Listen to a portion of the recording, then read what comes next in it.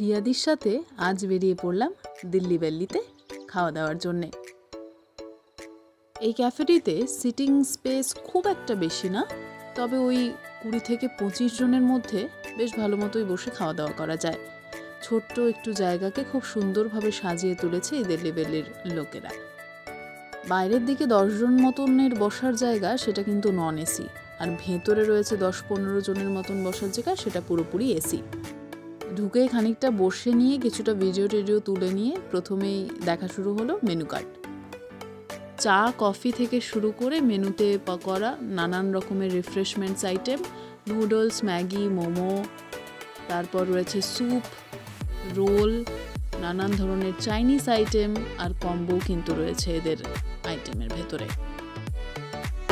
তো আজকে রিয়াদি আর আমরা দুজন মিলে কাজ শেষ করে দুজনেরই এই সন্ধ্যাবেলায় চলে এসেছি শিলিগুড়িরই একদম প্রাণকেন্দ্র বলা যায়, বাঘাযতীন পার্ক। তার পাশে রয়েছে ছোট্ট ক্যাফেটা, নাম হলো কি নাম? দিল্লি বেল্লি। তো আমরা জাস্ট ঢুকেছি, আমরা অর্ডার করলাম হচ্ছে হাক্কা নুডলস, বোধ হয় চিকেন হাক্কা নুডলস আর একটা চিলি চিকেন। তো দেখি খাওয়ারগুলো কেমন আসে, তারপর অবশ্যই শেয়ার করবো যে টেস্টটা ঠিক কী ধরনের ছিল।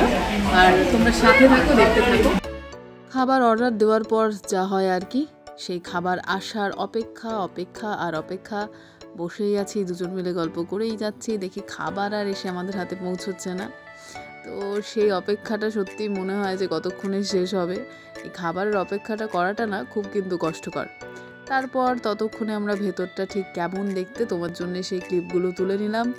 রিয়াদি ছিল সাথে, রিয়াদিও খুব সুন্দর করে সেগুলো তুলছিল। তারপর ছবি তোলা হলো। এর মধ্যে আমাদের কাছে এসে পৌঁছলো আমাদের মজিটো।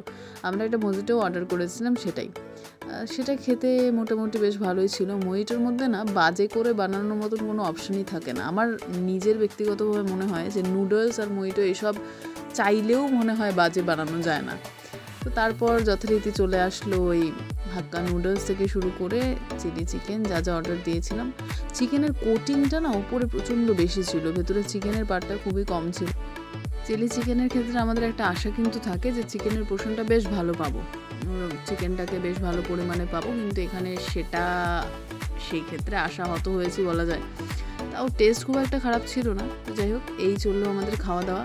রিয়াদি আবার আমাকে শেখাচ্ছিল যে কী করে সুন্দর করে একটা খাবার পরিবেশন করতে হয়, যেটা শেখার পরেও 100% পারছিলাম না, তাই হালকা একটু বকুনি তো খাচ্ছিলাম, এটা বলতেই হয়। তো খাওয়া দাওয়া চলছে, চলো, খুব একটা বাজেও টেস্ট ছিল না, চলার মতন। তবে বলবো নুডলসটা ঠিকঠাক ছিল তুলনা সাপেক্ষে। এই খাওয়া দাওয়া শেষে আজকের মতন তবে আসি, আবার দেখা হবে অন্য কোনো ভিডিওতে। ততক্ষণের জন্য টাটা।